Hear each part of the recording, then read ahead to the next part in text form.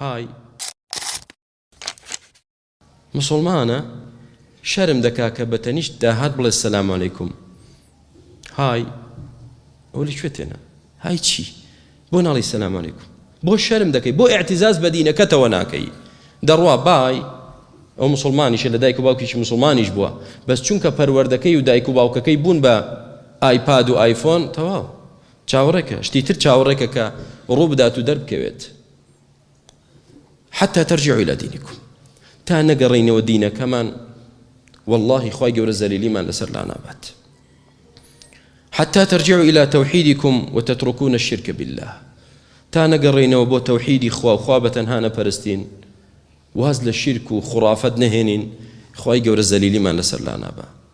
حتى ترجعوا إلى كتاب ربكم وسنة نبيكم وتتركوا الآراء والسياسات الفارغة الكاذبة، تا دەست بە قورآن و سنەتەوە نەگرین و واز لە هەموو ڕاوبۆچوون و سیاسەتی ئیشتر نەهێنین، خوای گەورە زەلیلیمان لەسەر لا نابا.